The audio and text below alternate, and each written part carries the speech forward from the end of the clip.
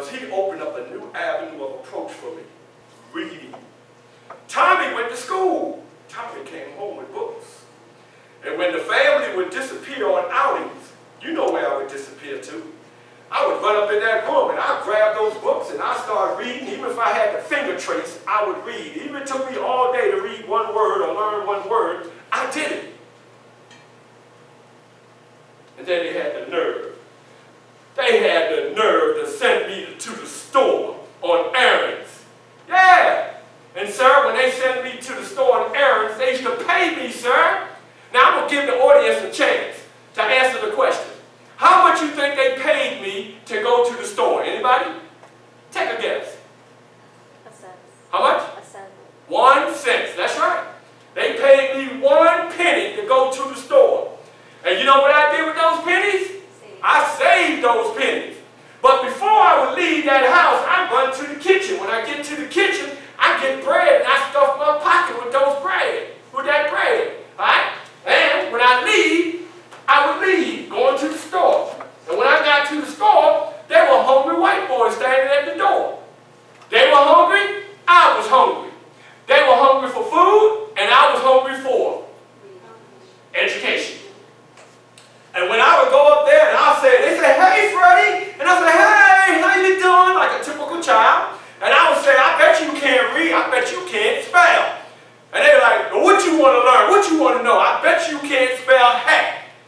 Oh, Freddie, come on now. We can spell that. That's an easy one. Well, spell it then. H-A-T. That ain't how you spell it. Well, that's how you spell it. Then spell it again. H-A-T. Oh, y'all don't even know how to spell. If you know how to spell it, I dare you to spell it again. I triple dare you to spell it again. H-A-T. And then I'll pay them the bread. The moral of the story is I would trick them to spell it 3 times. Why 3 times? Because the first time, it would hit my frontal lobe. The second time was the time to go from the frontal lobe to the membrane. And the third time, it's all in the membrane. I got it now, H-A-T. And I would pay them. And I did this constantly until I got enough pennies saved. And then I bought my first book. I bought my first book, was entitled The Columbian Order. And I read that Columbian Order like it was my food and it was like my drink. Inside that book contained speeches, maybe 30 speeches, from famous people. People like the great George Washington, the awesome Thomas Jefferson, Edgar Allan Poe, and I keep forgetting, so somebody out here in the audience help me. Who's the one that wrote the Star-Spangled Banner? Francis Scott Key, thank you. And believe it or not, Francis Scott Key, Edgar Allan Poe, Frederick Douglass, and myself, we all have something in common. Anybody can guess what it is? All from Baltimore. There it is. We're all from Baltimore. Well, anyway, as time went on, and I got a little older, I would say maybe about 15, 16 years old. I'm kind of big for my age. Right? So Massa, I overheard him talking to Miss Sophia, and he says, you know, I noticed something about that Frederick. I noticed about his vocabulary. He don't speak like a slave anymore. He's been tampering with books. We need to send him out. We need to loan him out so we can teach him the lesson that no reading allowed. Well, that's what they did. They sent me out for a whole year to Master Corvée. Master Corvée was a poor slave owner. He only had two slaves. I gotta look at my face. He had 2 slaves. He had a young lady and he had a young man. And I became the 3rd slave. And when I got on that plantation, I walked on the plantation something like this. Notice the erect body here. Within 6 months, I was walking like this. Because he had what? Broke this slave. Broke this slave. He beat me every day with that whip. And one day, we were out fanning the mill. One slave here, and I'm the slave in the middle. We fanning the mill. All of a sudden, I get a pain in my side. I go down. The slave here says, Freddie, you know Master Corvée, he's a snake. We called him the snake because of the fact, A, he knew exactly what the work entails because he did it himself. B, because when he would tell us that he's going to town, more or less what he would do, he would go to the edge of the woods, get off his horse, tie the horse up, and sneak back on us. So that's why he gained the name, the snake. So when I'm down in this position, he says, Freddie, you better get up. You know Master of the Snake. He'll sneak up on you. So I managed to grab up the hay, and I might have took 2 steps, and I fell again. And this time I said, I'm sorry, I can't get up. I got too much pain. And he said, Freddie, you better get up. The next thing I know, there were 2 sets of feet there. Master Corvée. And Master kindly, I fell in the trap. He kindly said, Frederick, what's wrong? I said, Master, I'm hurting. Where you hurting, Freddie? Let me see. I said, Master, I'm hurting right here, Master. It hurts. He said, oh, move your hand out the way. And when I made the mistake of moving my hand out the way, that's when he kicked me in my side, and he grabbed a switch, and he started whipping me with that switch, and he burst the side of my head open. And at that time, I ran. I managed to run. I ran 7 miles back to Master Huard's home. I burst in the door, and I said, Master, Master, please move me, Master, move, please. And all Master said was, Frederick, you must go back. I let you out for a whole year. But here comes saving grace, so I thought. Miss Sophia said, Hugh, pause. Let Frederick stay. Pause. And after that, I'm thinking, let him stay forever. Let him stay tonight. Well, I got myself together. The next morning, I come down the stairwell, and I'm smelling. But what I'm smelling is, I'm smelling breakfast. Eggs, bacon, flapjacks. Anybody know what flapjacks are? Yeah. Coffee, tea, orange juice. So as I'm stepping down the stairwell, I can't even hear myself walking down the stairwell. Why? Because my stomach was growling that loud. That's how hungry I was. And when I got to the kitchen, I put my hand on a chair to attempt to sit down. Master just stood up and he said, Frederick, you must leave now. Now, ladies and gentlemen, I want you to pay attention to my right leg. Well, I left. And as I got back and I went to climb over that fence, I put my right leg over the fence. And as I put my right leg over the fence, here he comes, Master Corvée. Well, I took that right leg off and I ran back because he had a whip coming to whip me. About 3-4 hours later, I went back again. Attempting to get back in, I put my leg over the fence. Here he come again with that whip. I took that right leg off and I ran again. But this time as I ran into a free slave and his family. And he said, Freddie, come go with me. So I went with him and they let me stay the night. They fed me a good breakfast meal. Oh, it was like freedom there. And he said, Frederick, come go with me. This is Sunday morning. So I go and I follow him and we go out in the woods. As we get out in the woods, he starts digging like a dog and he gets deep. And he goes down and put up a rabbit foot. And he said, Frederick, you don't want that man to beat you anymore? You take this rabbit foot and you put it in your right pocket. And I responded by saying, I don't believe in superstition. You can keep that rabbit foot. Well, the response was, okay, well, if you don't want to take this rabbit foot, you go back and you get a whipping. Right away, I took that rabbit foot and I put it in my right pocket. And when I went back Sunday morning, I have you know, to my amazement, as I went to go over the fence, who's coming? Master coming. But this time, Master says, Frederick, where have you been? Come. And he puts his arm around me, and we're walking. Take the rest of the day off, Frederick. Tomorrow, how about you coming out to the barn and cleaning the barn out? To my amazement. But then I said, yes, Master. I was bewildered. I said, ooh, the rabbit's foot. Well, the next day, I'm in the barn. I'm cleaning out the stall. The door opened. Who is it? It's Master Corvée. What he got in his hand, ladies and gentlemen? He got the whip. And as he sprawled that whip out, and it wrapped around my ankle, and he was pulling me, but as he was pulling me, I managed to go down and I got that whip, and I wrapped it around my arm, and as I wrapped it around my arm, I started pulling him to me. And when I pulled him to me, we started We went around for maybe about 2 hours. And then when we were paused, you know, just to get our breath, he said to me, he utters, "You must want to die today, Freddie. You must want to die. Why are you doing this?" And I said to him, "I guess I'm going to die today because you ain't going to hit me no more." And we started battling, and all of a sudden one of the slaves came in, and Master said, "David, get him, get Frederick." So he went to come and get me, and I kicked him. And he said, "Oh, Frederick." I said, "Man, don't touch me." He ran off. And then another slave came, and this slave, all he did was open up the door, and he looked. And he ran off. And then the lady I told you about earlier, she was big and burly. And she came. And then while we were battling, I'm praying to myself, "Please don't let this lady touch me because she's going to kill me." And all of a sudden she came and she looked, and Master said, "Get him." She said, "Master, that's your problem. You didn't bring me here to fight with Freddie. You handle Freddie." She went off. Boy, I was happy because if she would have came in there, I would have been in trouble. Well, as she went off and the fight commenced and came to an end, who got up and who stayed down? That's the question I'm asking you. Who got up and who stayed down? Anybody want to take a chance?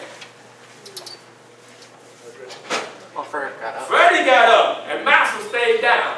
And maybe about 3 months later, I have you know, Master would come to me and he would say, "Freddie, don't have me to get after you. You know I'll turn you up." In my mind, I say, "Master, you don't want none of this. You might as well keep on walking." Because in theory, I was free in form, still a slave in fact. And though he did not whip me for the next 6 months that I was on that plantation, I saw other slaves get whipped, and it tormented me, it hurted me to see them get whipped. As time went on, they moved me to another plantation. Everybody do me a favor and say, "Freeman." Freeman. That was the name of that plantation. And this master, he was a free master, meaning that after you went out and you did your work and the sun started going down, you were free to do what you wish. Well, I have you know, I was free to do what I wish. So I would sometimes have maybe 10 to 30 to 50 slaves out in the wood teaching them to do what? I would either be out there sneaking and writing passes. That's right.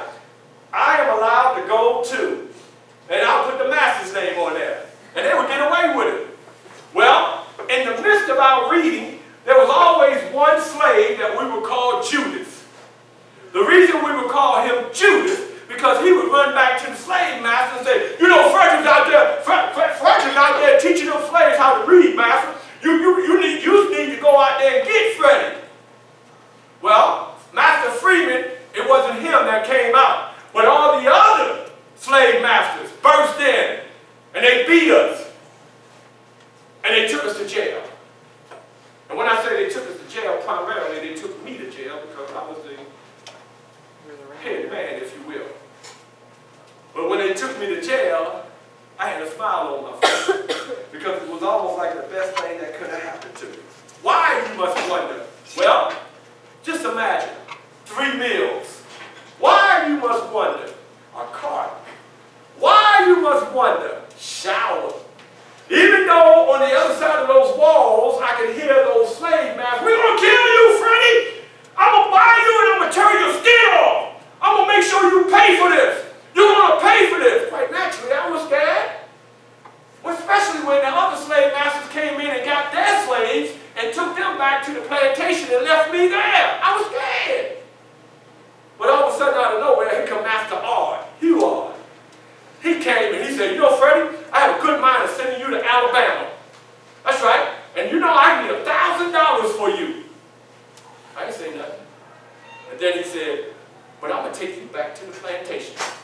And he took me back to the plantation, and I have you know, Master Hugh taught me a trade. He taught me how to be a ship carker, to make ships. Well, after so long, he allowed me to go out and sell my craft, which I did. And I started making some money, legal money. Sir, I was making $6 a week. That's right, $6 a week. The only downside to that, I had to take that whole $6 and give it to Master. Master felt guilty about it. So you know what he did? He paid me. Anybody want to take a chance? How much did he pay me? $2 a week. $2 a week? I wish. How much? A penny? No.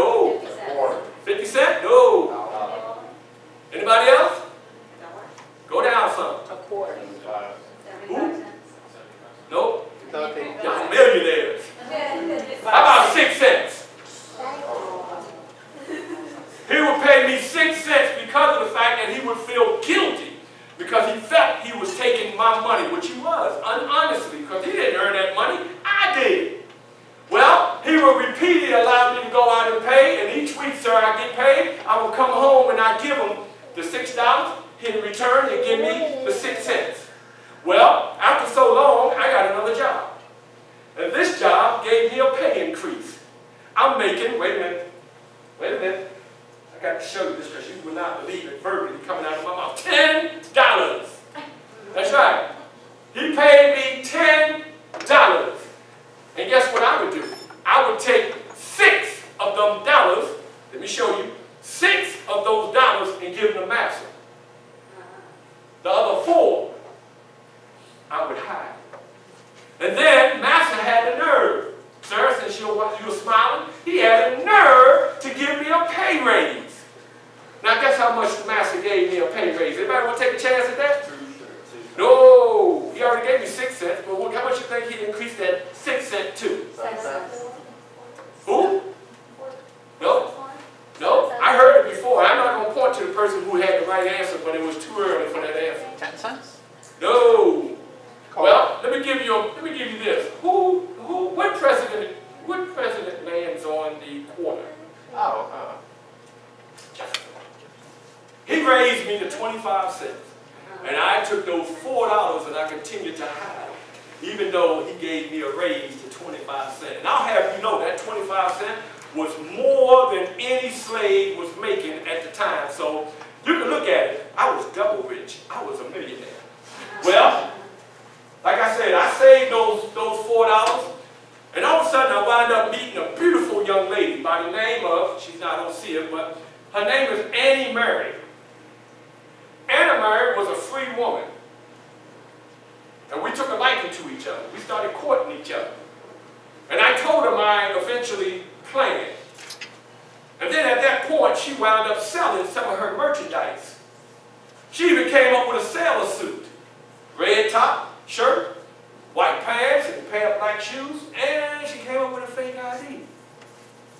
So on September the 3rd, 1838, I made my pitch. I ran. And when I ran, there was a train. I jumped on that train. And I sat down on that train. I sat down on that train. I like this. I sat down on that train by the window. And as I sat there, I still recall, I'll never forget like it was yesterday, the train conductor coming through. And directly behind me, maybe about 4 seats back, there were 3 black men. And I reckon they were running as well. The conductor came through and he said, "Tickets, ticket, ticket, tickets." And when he got to them, there was the harsh treatment. "Now you boys belong on this train? You better not be running." "No, master, we's not running. We's not running. We have permission." They had slips. No, I did not write it, but they had slips. Well, as he left them, he made his way up to me. And the more I could hear him coming, the more nervous I get. And he came to me, but this is how he spoke to me. "Young man, do you have a pass?" And I said, "Yes, sir. I don't have a pass. However, I have a permission." He said, "Why you don't have a pass?" I said, "Sir, the reason I don't have a pass is because when I come home from the fort," he said, "The fort? You in the military?" I said, "Yes, sir. I'm in the military." He said, "Let me see what you got." Go in my coat pocket. Now keep in mind, I'm sitting by the window. There's a chair here, there's a chair there, he's in the middle aisle. So I take my pass out, and I look at it real quickly and then I show it to him, but I show it to him over here. And all he sees is what he needs to see, is the eagle. And he says, "Okay, you be quiet and I won't hear a word out of you, you understand?" I said, "Yes, sir, you won't hear anything out of me, sir, I'll be quiet." I was sweating up a storm, too. Anybody wanted to go swimming, they couldn't went swimming. That's how much sweat now. Well, eventually we made it to New York. When we made it to New York, I tell you the strangest thing I ever saw in my life. I saw black men with nice suits on and tall hats. And when the women would walk by with the big dresses on and the little pocketbook, and I thought they were on an escalator because you couldn't even see their feet, but they were moving. And all of a sudden I would see the men, how they would bow to the women. And they were like, "Madam, madam." Oh man, that was a great sight. However, but when I came up, I saw signs on poles. It would be, wanted, runaway slaves, $50. Wanted, runaway slaves, $100. Wanted, runaway slaves, $1,000.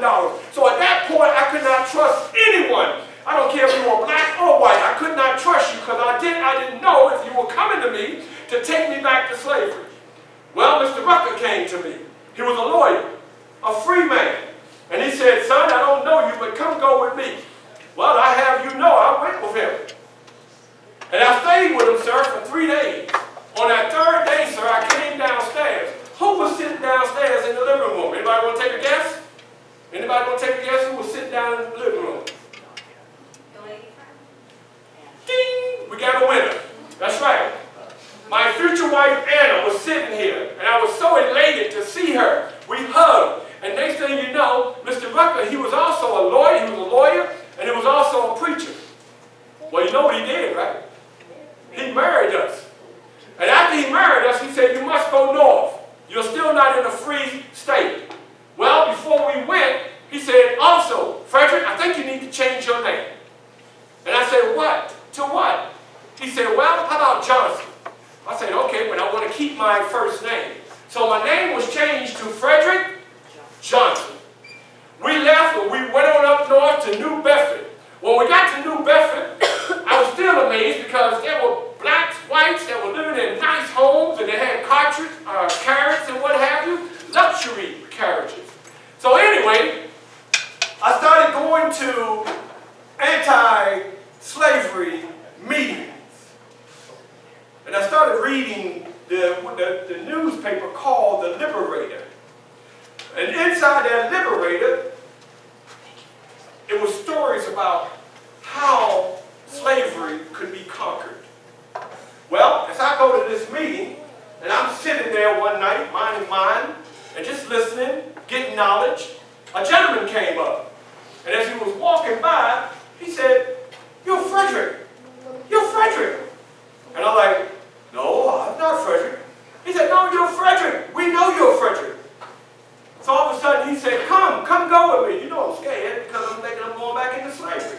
So he takes me into a back room. When I get back there, he introduced me to a little frail gentleman, balding with round glasses. That gentleman was no other than Mr. William Lord Garrison. Mr. Garrison automatically, once the name was given to him, automatically he said, Mr. Douglas, how are you? And he shook my hand. And he said, Mr. Douglas, I would love to have you speak. Me, sir? And about this time, I'm about 23 years old. And I'm saying, me? I have no formal education.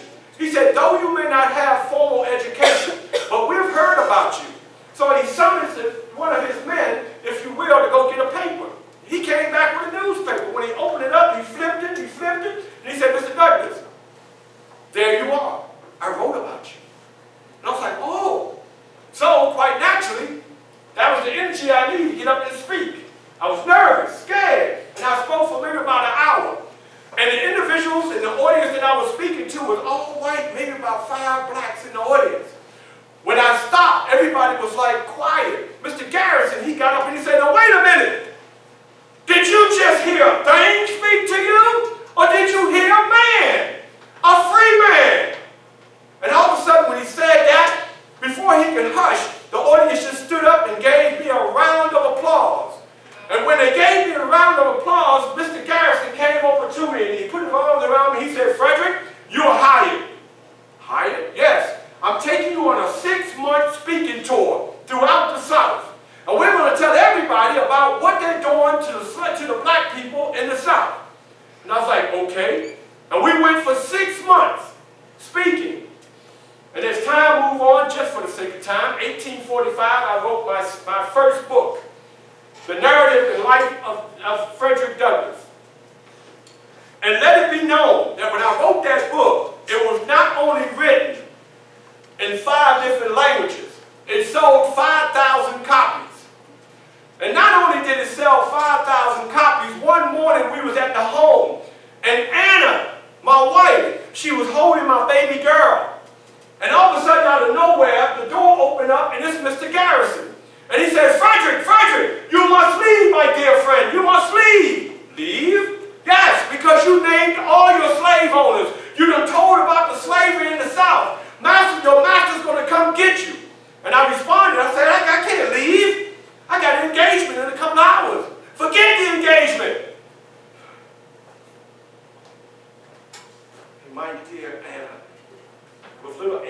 her lap. She blurs out, "Frederick, leave. I'd rather have you alive than dead." And I said, "But honey," she said, "No, go." Well, I have you know, I loaded up and I left. And I headed to Ireland. And by the time I got to Ireland, they was having what is called the Potato Phantom Festival. And I took part in that. And that leads to the fact that I stayed there for maybe 2 years. And again, I came back to America. And when I came back to America, by this time we were living in Rochester, New York, I was putting out the newspapers, the Frederick Douglass Weekly. I was putting out the newspaper, the North Star. And I was putting out various other newspapers talking mainly about the anti-slavery and how we can defeat slavery. While living in Rochester, New York on Front Street, I'll have you know that our home was bombed. It was bombed by the KKK. We moved. But before I moved in 1852, I was invited to speak. Excuse me, and I spoke. And it was a famous 4th of July speech that I did in July 5th of 1852, where I more or less told the audience that this is your celebration, not ours. You celebrate. We can't afford to celebrate. And all of a sudden, I have you know, even though I was telling the white folks about themselves, I wound up giving a standing ovation. And more opportunities appeared for me as I began to move about. I thank my son, Lewis. I thank him because when the home got burned, it was his courageousness that went into that home while it was on fire, and it saved most of my writings that I had wrote. Well, eventually we wound up moving from Rochester, but before we moved, there were 3 gentlemen that were vying to become president of the United States. One of the gentlemen was by the name of Douglas. His was spelled with 1 S. Mine was 2 S's. Once I found out that Mr. Douglas was running for president, I have you know that right away he became my candidate. He became my candidate because of the fact of his last name. But once I read into his platform, that changed immediately. It changed immediately because he could not give a firm decision on his taking of slavery. So I moved on to the next gentleman, Mr. Richardson. Mr. Richardson was strictly for slavery. And then the 3rd gentleman, some of you all might have heard of, Abraham Lincoln. Upon his entering into the campaign for president of these United States, he brought along with him what was newly known as the Republican Party. Well, I took a liking to Mr. Lincoln, and as a matter of fact, I took a liking to him because he kind of had a vision of slavery coming to an end. But he didn't really put it out there, but you could more or less read between the lines, such as I did. And on his campaign speech in 1860, he spoke about how he was going to make changes in America. Right away, that kind of drew me in. But I had major concerns. My major concerns were, 1, of course, blacks being free. 2, black men being able to serve in the Civil War, but was getting ready to take off. And 3, the freedom and the rights of women in this country. I was very concerned about women in this country having their rights. And please, ladies and gentlemen, it wasn't just black women, it was women of all colors. Well, I recall maybe about August of 1860, I went to Washington, and I had to fill out a card. In order to see the president, you had to fill out a little card, and you had to write your issues that you had with the president or whatever you wanted there. So I wrote them, and it got passed on. And a gentleman by the name of Mr. Stanton, he took my card to Mr. Lincoln. Well, all I hear, maybe about 10, 15 minutes later, "Mr. Douglas! Mr. Douglas! Mr. Douglas!" as he shouted down the stairwell. So as I made my way up the stairwell, there were some white guys muscling along. And as I up and I passed them and I'm almost to the top of the stairwell. I could hear one of them say, "You mean to tell me they let Negroes in the White House?" And I have you know, I was the first black to enter into the White House. So anyway, as I go into the Oval Office, I step in, and who's sitting there? Mr. Lincoln. And his legs are just sprawled out, and he's sitting as such. And as I walked in, and he stood up, and as he stood up, all I could do was, and then all of a sudden I put my hand out to shake his hand, and I started stuttering because I was nervous. And I said, "Look," he said, "Don't worry about it, Mr. Douglas. I heard all about you.